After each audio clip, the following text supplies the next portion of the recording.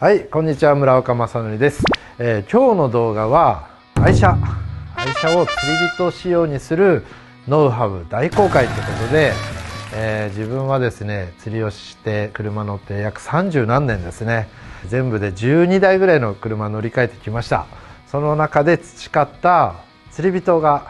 車にね取り入れるべきノウハウっていうのをこれから一気に紹介してみたいと思います。ぜひ最後まで見てください。今日はですね、なんとカメラマンが、なんと片山成美ちゃんが今後まさっちチャンネル釣りチャンネルのカメラとかをちょっとね手伝ってくれるということで、成美さんです。よろしくお願いします。よろしくお願いします。映る？いや、いいです。いい？今日はいい？はい。じゃあということで、俺も若干硬いんでお許しください。慣れないのでよろしくお願いします。はい、ということで、まずですね、愛車紹介からさせてください。今回新しくまた車買い替えました。自分にとっての多分13台目ぐらいの釣り車ですね。アルファードになりました。40系アルファードです。で、アルファードはね5台目、20系30系2回の40系っていう形で18年ぐらいアルファード乗っております。でその前は1台 SUV 挟んで、その前はずっとハイエース、一番最初だけちょっと2年ぐらいデリカっていう感じで自分の車の遍歴があるんですけど、まあ、ざっと歴史を話すと、最初はやっぱ四駆、昔はキャンプブーム一択大ブームだったの、だからやっぱデリカに乗りたいよねっつってデリカを買い、でもやっぱデリカだと荷物が積みきれなくて、なんかねジープで四駆でいいんだけど年間300日ぐらい釣りをしてたんで、あらゆる釣りをするから全部を積んどきたかったの。でシーバスだけじゃなくてジギング行きたいって言ったらもうそのまま行けるとか、だからハイエースの中がもう釣り具屋さんみたいになってました。で車で寝たい時は寝たいしって感じでキャンプ仕様にもなっていって、もう満載のねハイエース時代が10年ぐらいあったんですね。でそこからだんだん家族を持ち、子供が生まれたり、それから、若くなくなってきて、ハイエースってねこう乗り心地が積載量はすごいんだけど、やっぱ所有者だから乗り心地がとても良いとは言えなくて、特に後部座席は首都高速のね3号線でボッコンボッコンなの。低距離で 100m ぐらいずつ間隔でボッコンボッコンなんで、もう後部座席見ると乗ってる人たちがずっと跳ねててこうやってでそれでね大阪まで行くとそれは疲れるわけですよ。でやっぱりある時からいや疲れたなって思うようになって、一回レンタカーでアルファード乗ったらめちゃくちゃ快適で、だから積載量は多分ねハイエースに比べると半分ぐらいになっちゃうんだけれども、アルファードで乗り換えたんですね。でそこから今5台乗り継ぎました。でまずは釣り人ノウハウの前にアルファードが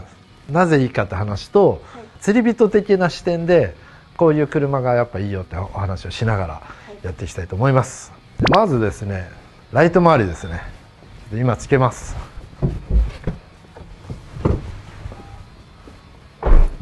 ライトとても大事です。やっぱり40歳超えると特にね夕方以降全然夜目が効かなくなってきて、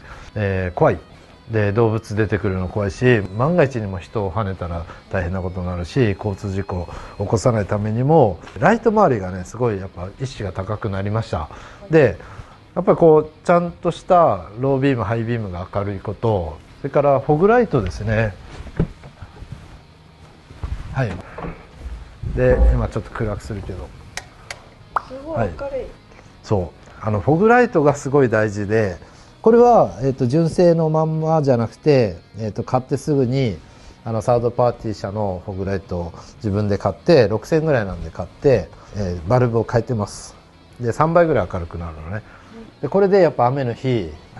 霧の日、それからやっぱ夜道で峠とか暗いとこ走る時とか、深夜のねやっぱ海岸線とか走ってても万が一人が飛び出してくるとか動物が飛び出してくるとか、そういうのを防ぐ意味でもそれなりにビカーッと当てといた方がいいんで、フォグランプは特に明るくかつ若干光軸を上にしてます。車検で起こられない範囲で若干光軸上にして走ってるんで、普段使うと眩しいんで普段は消してて、本当に前をしっかり照らしたい時にハイビーム的なフォグランプとして使ってます。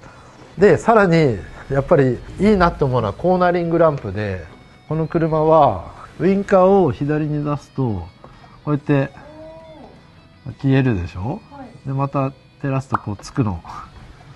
側面を照らしてくれるの。めっちゃ明るい、うん、わかりやすいです。でこれでやっぱり特に横断歩道で子供とかが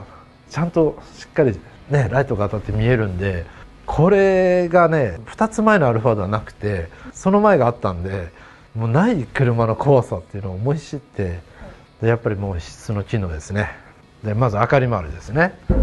はい、続いて釣り人の車欲しい、やっぱこれです。バックドア、バックドアがあるとなんでいいでしょう。傘になる。そう、正解です。やっぱね雨の日にフィールドスポーツなんで雨の日にね釣りしてる時も結構あるので、その時にジープなんかで横開きだとまあまあ雨入るんですよ。でもう中のもびっちゃびちゃみたいになるんだけど、やっぱこう上焼きっていうのかなっていうのはそれなり傘になるんで、それねハイエース時代もそうだったしアルファードなんてもそうなんですけど、上焼きが最高です。これが2番目ね。はい、続いて3番目はシート周りの居住性ですね。荷物を下ろせば7人乗りまで増やせること、セカンドシートも倒して前に詰めてサードシート跳ね上げるとこの辺のバイクすら乗るっていう、バイク乗っていろんなもの積んでサーキットまで行けちゃうっていうですね、サーチレーシングでやってるのを、ね、実現できる、そのね荷物側に振ればそれぐらい積めるし7人乗りまでもできるし、でも通常は後ろに荷物を置いて4人掛けで乗る、これミニバンのね車は大体そうですけど、一つ一つが非常に居住性が良くて、エアコンもね今回のモデルから4席それぞれ別々で動かせるようになって、なおかつこうシートヒーターとかシートクーラーがついてめちゃくちゃ快適になった感じがいいですね。はい、はい、で次はですね、もう運転のしやすさですね。でこれハイエースアルファード共通なんですけど、車高の高い車を乗ると、とにかく前がよく見えるんですね。で1台前2台前以上先まで見えるんで、信号が赤になったのもセダンとかに比べるとはるか前に分かったり、なんか急ブレーキが来ても何台か前のブレーキが分かるんで、やっぱり急ブレーキに突っ込みづらくなるっていう。でやっぱ視界が広いんでゆっくりね安全に走りやすいっていうのでめちゃくちゃいいのと、その中でもやっぱアルファードはとても静けさ静粛性がすごい高くて乗り心地もすごいっていうのもこの車に乗り続ける理由ですね。特に40系になってめちゃくちゃ静かになりました。30系はね正直この値段でこの静粛性だったらアディとかベンツとかの同じ値段に比べて随分劣るなと思ってたんだけど、やっと値段相の静粛性になったかなという感じです。あとは運転支援機能がなんかすごい変わって、なんかいよいよね時代が変わったなって感じで、高速道路の上とかでハンドル手放しでずっとある程度運転してくれる機能だったり、信号とか歩行者とかいろんな点でブレーキを踏まないでも何かを予測してどんどん車が制御されていく感じで、最後止まる時だけブレーキ踏むみたいなぐらい、なんか街乗りでもねブレーキ踏まないでいいぐらいレーダーでいろいろ判断してなんか対応してくれようとしてくれるとこが、だから任せちゃえばすごく楽ですね。で任せちゃってると怖いんで、まだ慣れてないんで自分でも操縦するけれどもって感じで、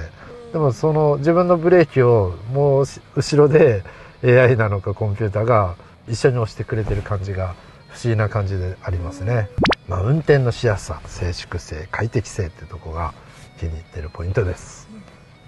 で続いて今度燃費の話なんですけど、ハイブリッドなんですね。 2.5 リッターエンジンにハイブリッドでだいたい16キロから街乗りで16キロ台出ます。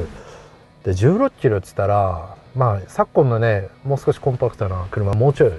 ていうか倍ぐらい走りますけど、この大型の車で16キロ台は10年前ぐらいだったらちょっと考えられないぐらいの数字なんで、非常に燃費良くなったなっていう。でしかもレギュラーガソリンでいいっていうので、やっぱりもうハイブリッド一択なのかなって感じで考えてます。で続いてこれ自己満なんですけど、釣り人関係ないけどやっぱ外観です。外観でやっぱりね、なんか東京で乗ってるっていうのもあるんでエレガンスさも大事ですから、このねホイールもちゃんとねノーマルじゃないのからピッカピカなのに、ピカピカですね。だってさっき帰ってきたばっかりさっき一緒にオートバックス行ったじゃんみたいなこんな感じで変えたりで、ボディも納車されてすぐに、イエローナイフ横浜さんっていうセラミックコーティング、ガラスコーティングに近いような考えだそうですが、ノーマルのクリアトマークを一回しっかりもう一回磨き直した上にコーティングをしてっていうんで、もうピッカピカなんですよ。こうツヤツヤっていうのかな。ですんごい雨降ってもほとんど水が落ちてこう水が残んないってぐらい素晴らしくコーティングされるので、汚したくなくなりますね。ね、もうだからもうどこにも行かないって思っちゃうけど、これでガンガンアクロに入っていく、もう利根川の河川敷を爆走して後ろ真っ砂ったらってなってもいいんです。それが好きなんですね。外装もね、綺麗な車がかっこいいですねって話です。はい。で続いてのですね、もうお気に入りポイントはハイブリッド車ならではの 100V 電源ですね。で 100V 電源はいろんな車にもあるんだけど、ハイブリッド車は 1500W まで出せるんです。アルファードはこれ30系からそうだったけど、で 1500W まで出せると、このストーブ 800W でしょ。余裕なんです。めっちゃ便利です。別にこれを使ったことはあんまないんだけど、普段は湯沸かし器だったり、ホットプレートでちょっとプチバーベキューみたいなのやったり、一番使うのは、このバイクのタイヤ温めるタイヤウォーマーですね。これもね前後で 1000W ぐらい使うんですけど、発電機で皆さんやってるんですけど、発電機がいらなくてこちらの電気でそこまで走ってった電力でほとんど持たせられるっていうね。あったかい、あったけ。めっちゃ便利。うん。電気ケトルとかも。使える使える。だから今後ロケ行った時カップラーメンだったらいつでも行ってもらえれば。カップラーメンも常備しておかないと。そうだね。コンビニで買ってね。1500W までの電源が手に入るのが最高っていうお話でした。はい、じゃあ続きまして今度は釣り人的に、いじってるないし改造した改善したっていうところを紹介したいと思います。でまずですね、ロッドホルダーですね。釣りといえば釣り竿が伴うんですけど、基本的にはカーメイトのこの、後ろにしかアームがない前の方にないタイプの、ロッドホルダーをずっと使い続けてます。でこれはこの車に新しく買ってつけたんですけど、もうほぼ変わらない同じモデルでもちょっとマイナーチェンジしましたけどね、このモデルを使ってます。でこのモデルは5本までぐらいしかロッドが収納できないっていうのが、ネックではあるんですけど、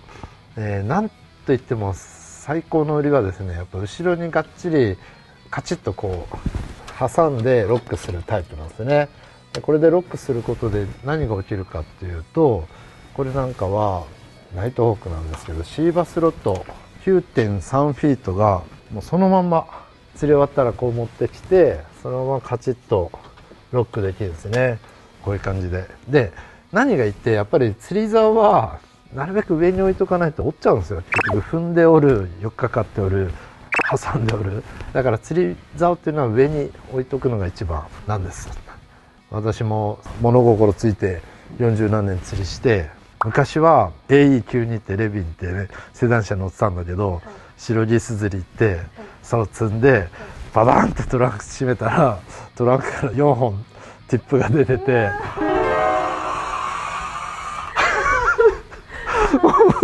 何もそのまま4本いきなり一撃で折ったことあって、そういう事故を防ぐためにもロッドは上に置きたいです。でせっかくの静かな車で、通常のよくある2本アーム通して引っ掛けるやつだと、結構それなりに頑張っていろいろやってもカチャカチャカチャカチャになっちゃうんですね。で若いうちはそれでもよかったんだけど、やっぱりだんだんそれもね運転して気になるようになってきたんで、このタイプはこうロッドを押し付けるんですよ。見える？天井にのこのカーペット調の素材にグッて押し付けられてるので、走行中にロッドが鳴りません。だからなんか段差のたびにね、後ろの上の方でガチャガチャガチャガチャっていうのがないので、もう基本すごいバキッと固まるのがめちゃくちゃお気に入りっていうか、それが一番使い続けてる理由ですかね。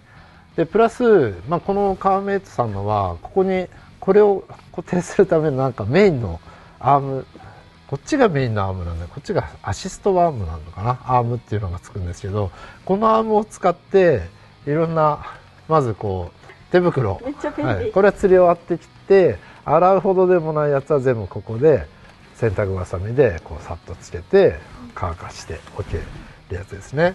で帽子はいろいろ大体よく使ってるやつをこの形状記憶性の5でも売ってそうな、なんか便利グッズに通してこれで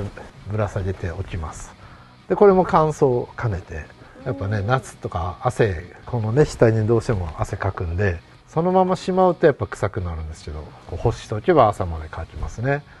で今度左サイドはまずハンガーですね。ウェアをだいたい引っ掛けておけるようなハンガー的に使ったり、ライトなんかも、予備も含めていつもこの辺にライトを引っ掛けて保管してます。これがロッドホルダーですね、改造その1で。続いて改造ポイントその2はランプ、明かり周りです。釣り人は、特に自分は夜釣りが多いので、明かり周りにね結構買った時に結構お金かけるんですね。でまず1つ目はここのラケッチランプ、今回でもピッて1個だけこの辺を照らす薄いライトがついてるだけなんですけど、そこの電源使ってこういうキットが売ってるのでこれを買ってつけてます。これも6000円ぐらいだったと思います。でつけて、でバックドア連動なんで開けると、これはもうこの辺が明るいんでいろんな作業がしやすくて便利ですよっていうのと、こういうのも簡単に内装剥がしでパキッと外して中のランプを変えると3倍ぐらいまでだいたい純正のライトを明るくできるんで、ここと、あと、運転席のバニティランプって運転席とか助手席の上にあるランプとか、ドア開けた時のランプとか変えられるやつ全部大体キットで売ってるので、そのキットで変えてとにかく夜でも明るい空間を作れるようにしてます。車屋さんとかで売ってるんですか、こういうの？ね、もう通販で自分の車種と何々系、何年生産のでって調べれば適合のがそれぞれほぼ全車種適合車種売ってるんで、それで買ったらいいと思います。で次のポイントはスポーツマットですね。これ多くの人がやってると思うんだけど、昨今は車種別にもうかっちり合うスポーツマットが売ってるので、防水のねマットがあると、なんだったらここにね稲田1本ぐらい置いてあって暴れ回んなければタチを2本ぐらい締めたやつ置いてっても大丈夫ですから、汚れてもいいやつで、自分は運転席、助手席、セカンドシート、ラゲッジマット全部キットのやつ使って敷くようにしてます。で特にやっぱ一番汚れるのは運転席、なんだかんだ土の上歩いて乗るんで、運転席の下がどんどん土がついてったりするんで、運転席ね、やってる人も多いと思うんですけど。で続いてこれはアイデア十何年かけた集大成アイデアなんですけど、ここで何するかっていうと、ルアーのチョイスと糸の切り結びなんですよ。でここで糸切りたい時にだいたいガサガサしてハサミ取るのが嫌なんで、自分はここにもつけちゃってます。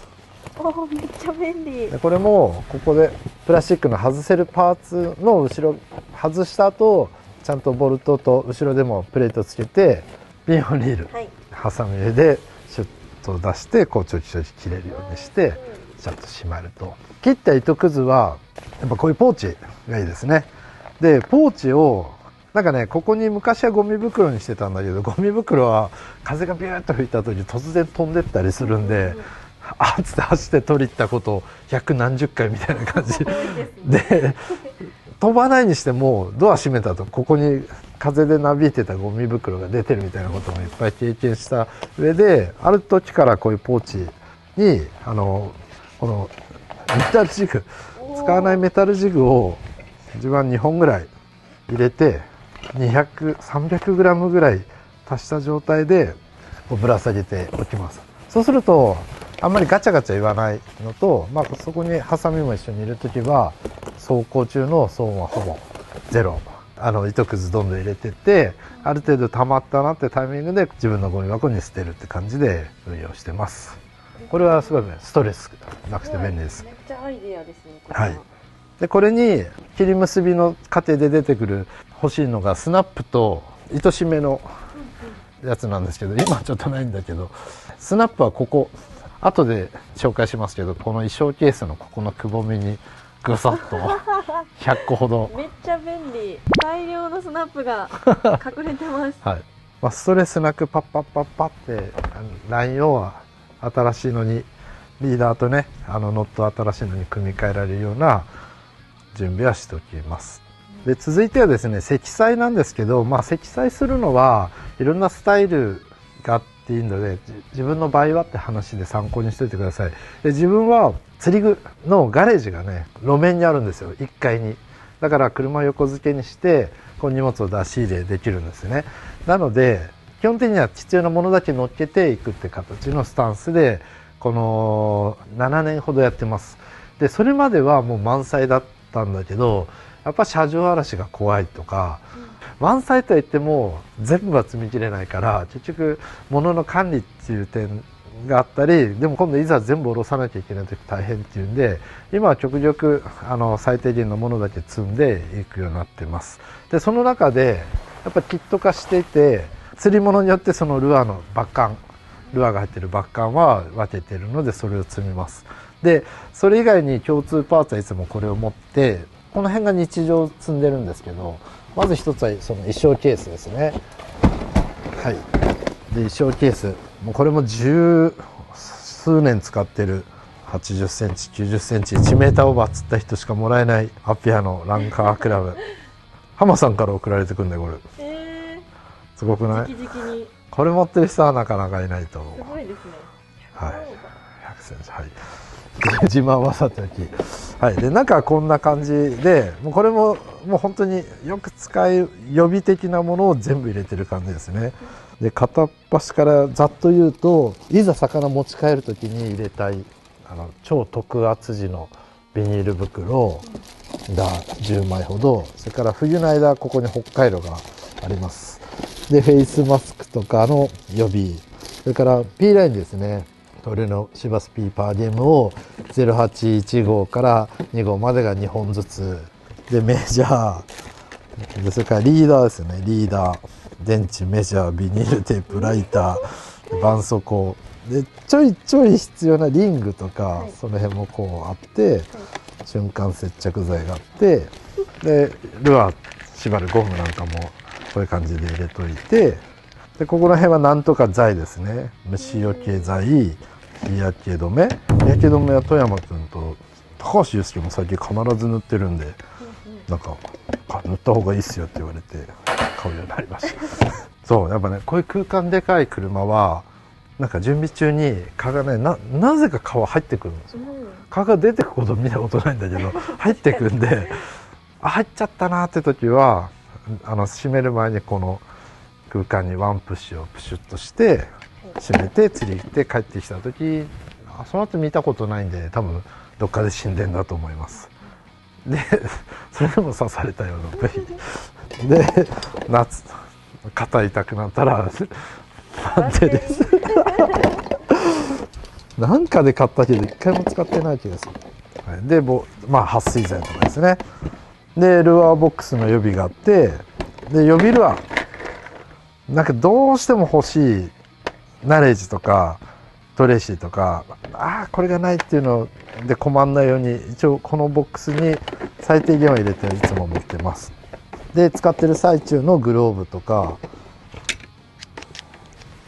フックリムーバー、オーシャンマークのフックリムーバーの予備だったり、あとシリコンスプレー結構自分ねよくリールとかに使うんで、このシリコンスプレー使った後は必ずねタオルで拭かないとあちこちベタベタついて大変なんですけど、そのタオルをまた他のに使うといろいろ大変なんですよ。だから必ず自分はこうやってシリコンって赤い字で両側書いて2つ書いとくと裏表両隅書いておくと、どこにあっても一瞬赤いのは目に入るんで、他のに使うことがない。もうシリコンなシリコン専用で使ってます。で、謎の何ですかそれは。自転車。後で出てきます。自転車もいけるね。ボールとか膨らますやつですね。はい、こんなのが入って、でそのヒットケースの上にはこの木の2つ置いてて、基本バッカンですね。でこれ本当はハードケースがいいんだけど、基本的には濡れて汚れるものが入るんで、水が落ちない硬いがこういうビニール素材がいいですね。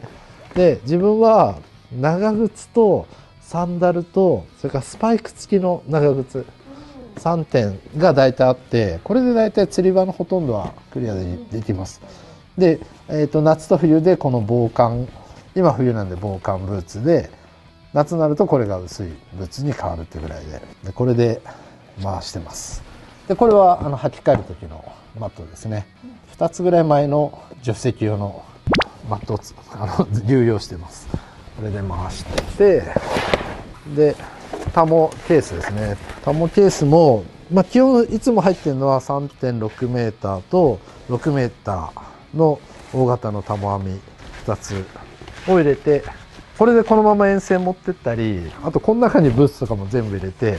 基本汚れてもいいもの全部放り込んで持っていくことが多いバッグですかね。あとバケツ系、水タンク、ルアー洗ったり竿をザバザバって洗う3リッターぐらいの水タンクと、あとは飲み水、これキャンプとかで使ったりもするんで、バケツ系飲み水で、ラベル貼ってないのはやっぱり洗う用の水。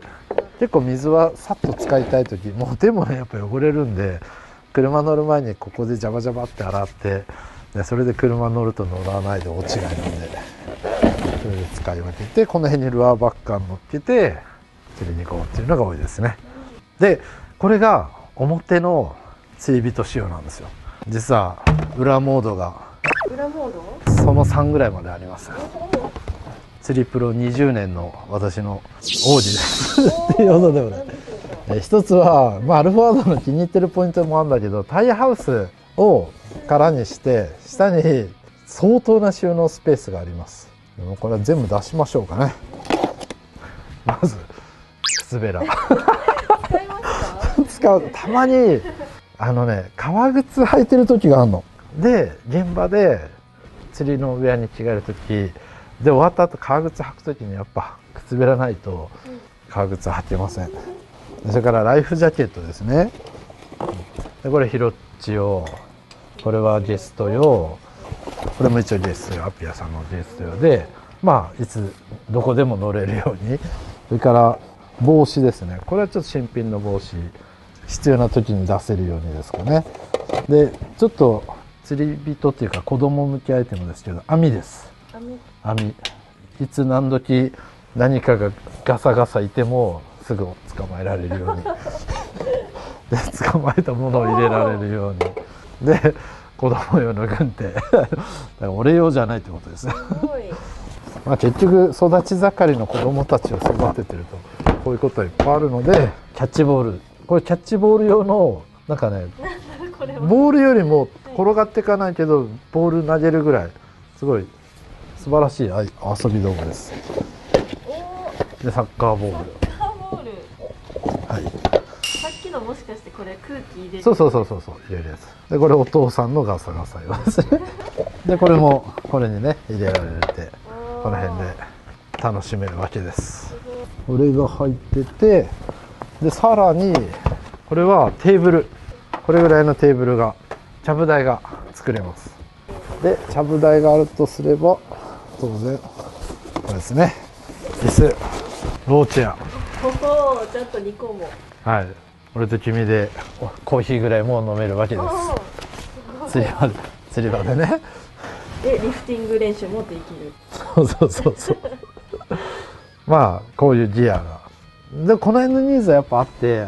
結局釣り試合待ちの時に、さあカップラーメン食おうかって時に、自分の中でやっぱせっかく釣り来たって時に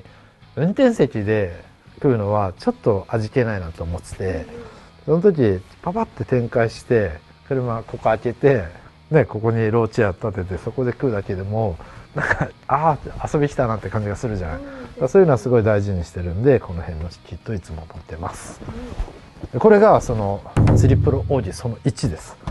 でその2、反対側さらに展開したらなんかやっぱちょっと焼きたくねみたいな時があるわけですよ。でその時に焚き火用の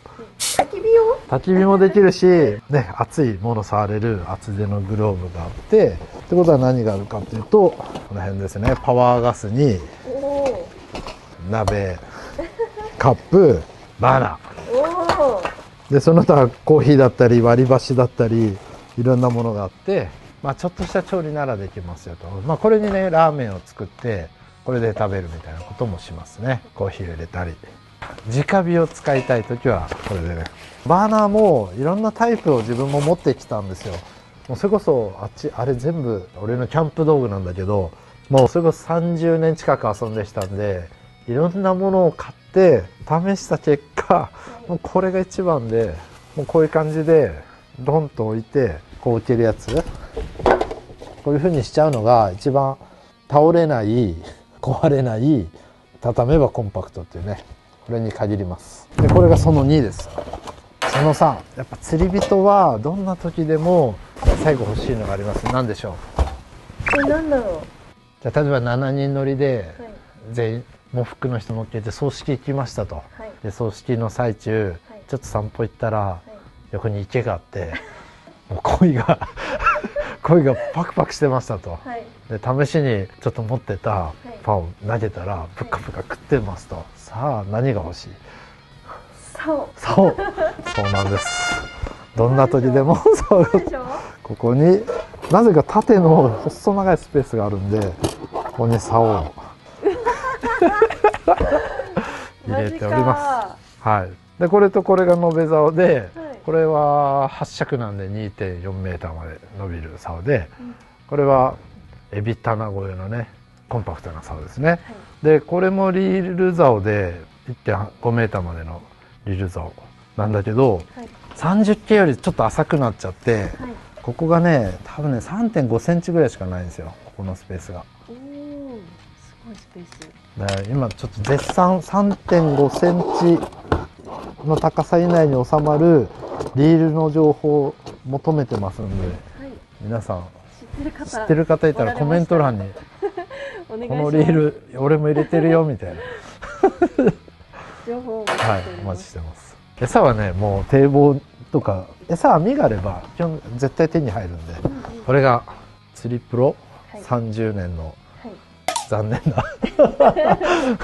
な末路です。いやー参りまし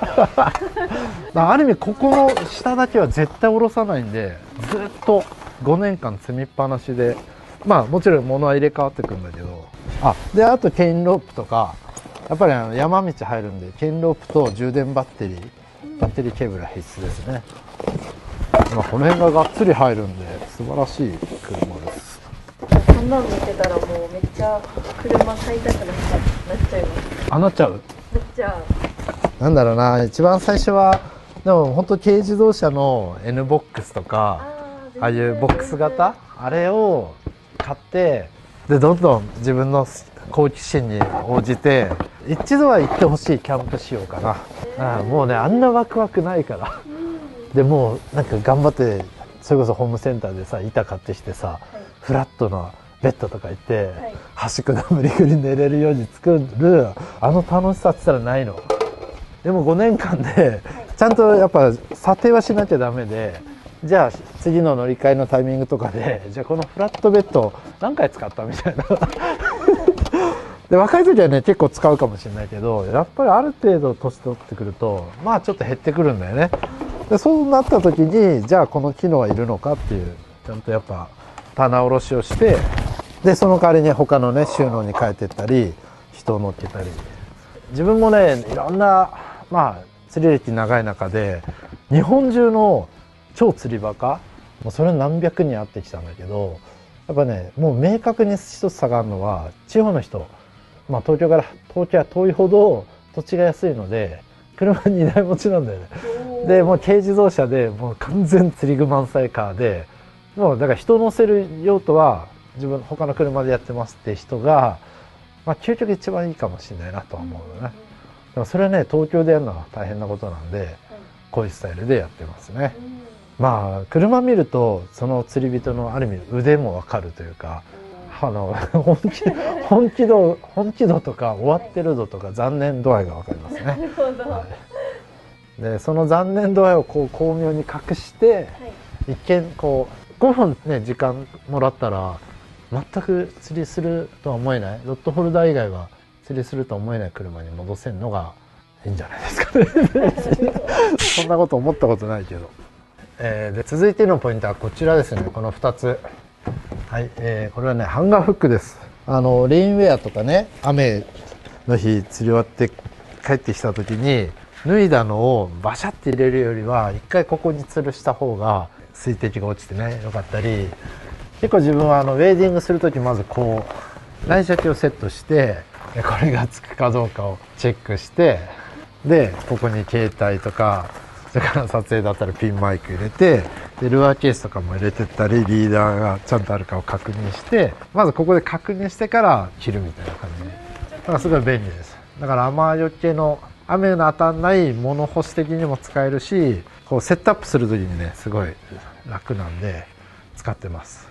でこれも自分ちょうどこのライトつけた時全部外したんで、裏からちゃんとプレート当てて、これプラスチックなんでネジ、ただのネジとんがったネジ打ち込むだけだと荷重かかったらズボンって抜けちゃうんで、ちゃんといわゆるナット止めですね、ボルトナットで後ろからも金属の板当てて止めれば、まあ今までハイエースでもやってきたしアルファードでもやってきてずっとやってるんですけど、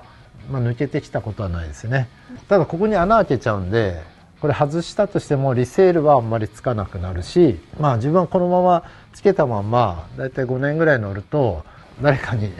あげちゃうっていうか、そのまま乗ってろみたいな感じで渡すんですね。で最終的に俺と達郎だったりで誰かで20万キロぐらい乗って売るんで、どっちみちリセールがついたことがない。最後ディーラーさんが「いや申し訳ないんですけどむしろ処分料、サービスってことで0円でどうでしょうか」って言って金取られるとこだったみたいなケースが多いですね。そんな感じでこういうね感じで便利なとこには結構つけちゃいます。だけどこれ3年後とかに中古車でちゃんと売りたい人はあまりやんない方がいいかもしれないです。粘着テープとかでやると結構落ちるんで、ね、効かないですよね、この素材ね。ちゃんとネジボルトナットでやらないといけないんだけど難しいです。だいたい日常はこれでシーバス道具を積んでもうずっとこの辺をうろうろうろうろしてるのが多いので、このスタイルですね。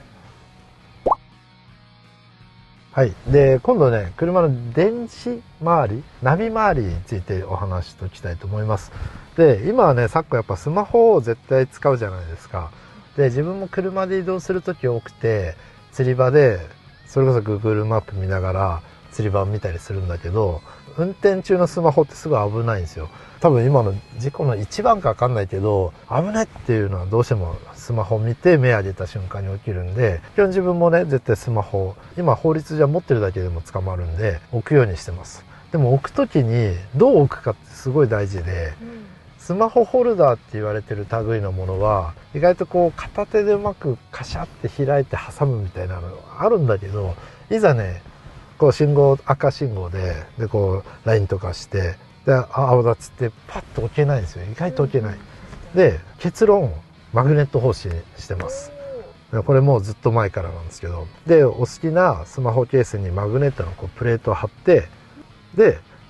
スマホを置きたいとこにこういうマグネットホルダーをセットしてます。自分の場合は車だと2箇所ですね。こういう感じで。でさあ出発ってなったらこうポチッと置いて走るっていう。で走りつつもまあ注視はできないけど、誰かからラインだなんだとか来た時チラッとは見れるんでここに置く。それから意外と Google マップで車のナビ入れるまでもないけど、こっちで道案内させちゃったりする時はもうここにパチッと置いて、こういう感じでこれでこのままねこう走っていくみたいな。大した距離じゃなきゃスマホのナビでやっちゃうとか、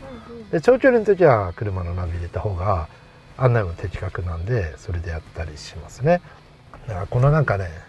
さって取れる。で信号青になって止まった入って取れるっていうのが便利で、マグネット欲しいにしてます。便利。便利でしょ。これ一回やったらもいいですね。で自分は遠征多いんでレンタカーになるじゃない。もうどこにも置けないし、でだいたいここ置くと最初のブレーキで前に飛んでくんだよね。もうだからこれの全国持っていけるレンタカー屋さんになんか取り付けられるこういうのが欲しい。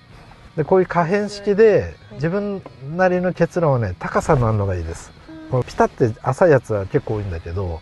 だからね、高さのあるのがこう浮いてて取りやすい、見やすいで、こういう機械の邪魔なんないギアとかの、すごくいいですね。こんな感じで。はい。でこっちのエンターテインメント周りについても話しておきたいんですけど、基本に自分は音楽聴きながら走ってる時間と、ラジオビジネス勉強したりする時間に使いたいので、昨今ね、ビジネスのいいコンテンツって YouTube にあるんで、 YouTube をラジオ的に流して、例えばこういうニュースをね見たりしながら、例えばこうビジネス系の人のね、こうビジネス YouTube を聞きながら走ってるって感じで、時事ネタ解説だったりをね聞きながら走ってます。でその時すごいこれが画期的で、これミレルって言うんですけど、3代目ミレルなんですよね。で初代から2代目3代目って自分使ってるんだけど、もうこれを Apple CarPlay が搭載されてる車種だったら、多分つなぐだけで起動した画面が車のエンジンかけた段階がこういう感じになるんですよ。でこれカスタマイズできて、 Android の携帯と同じシステムなんで、 Android のアプリがあるやつは何でも立ち上げができます。で自分なりにホーム画面設定して、自分は音楽 Spotify で聴いて、家族が動画とか見るときは Netflix と Amazon プライムで見てて、で自分はだいたい YouTube でいろんな話を聞きながらドライブしてるって時が多いんで、その形でこうやってますね。これでねとても移動が楽になりました。30系の頃からできてたんだけど、ちょっと毎回 Wi-Fi につながなきゃいけないとかめんどくさかったんだけど、40系とこのミレル 3.0 の親和性はめちゃくちゃ良くて、で YouTube で買った人の動画もいくつか見て絶賛されてたんで、これ5万円ぐらいするんですよ。5万ぐらいだから5万かと思ったけど、ちょっと勇気を出して買ってみて大正解でしたね。でこれがそのまま後部座席にもそのまま映せるんで、要は Netflix で映画とかを見ながら家族でドライブできたり。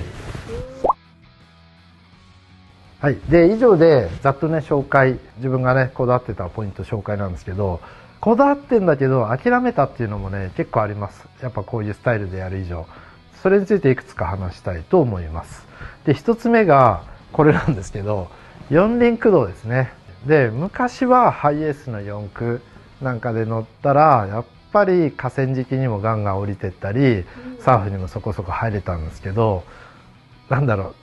う、5年乗ってみて、じゃあそれがどうしてもいる時ってどんだけあったかってやっぱ考えでまとめていくと、5台ぐらい前からもう二輪駆動でやってます。四駆にするとやっぱ重くなって燃費が悪くなったり、ガソリンタンクが小さくなったり、その四駆のデメリットの方が、四駆を使う機会がほとんどないっていうのもあって四駆を諦めました。だけどこれはね、毎日のようにサーフに行く人なんかは四駆必須だと思うし、自分の場合は諦めたポイントの一つですね。でも釣り人にはやっぱ絶対大事な、検討しなきゃいけない要素です。で2つ目がシートカバー。シートカバー、大体ネオプレン製のこういうカバーをね売ってるんです。大体ワンシート数千円でかけることで濡れたまんま乗っても濡れない、汚れないっていうのがあるんだけど、これも磯平にもガンガン行ってた時期は濡れたウェットスーツでそのまま座りたいので、やっぱり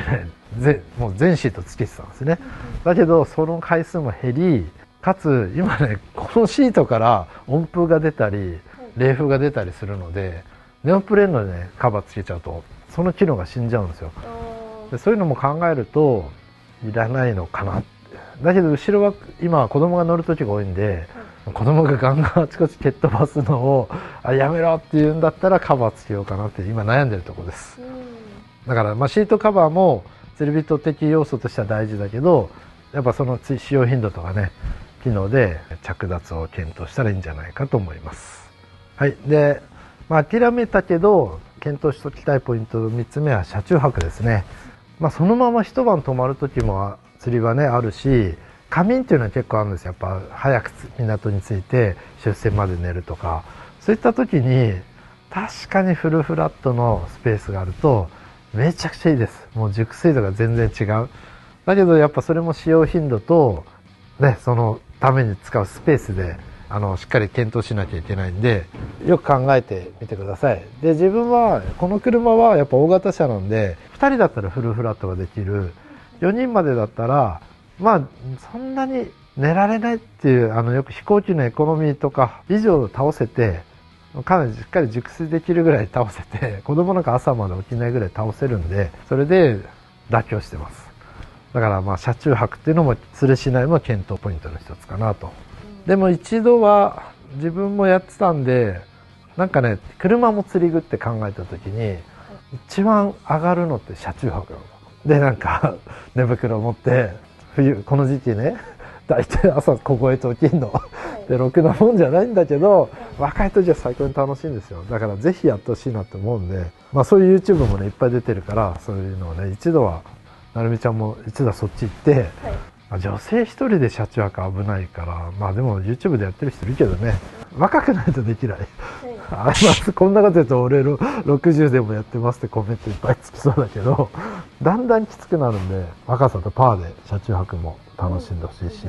釣りか、自分の車は釣り仕様にねいじって楽しんで、大いにねやってほしいなと思います。はい、っていうようなことで愛車を釣り人仕様にするノウハウをお伝えしますってことで、たくさんなんか10何点上げさせてもらいました。皆さんの参考にしていただいて、良いね釣り人ライフを送っていただければ幸いです。ということでご視聴ありがとうございました。ありがとうございました。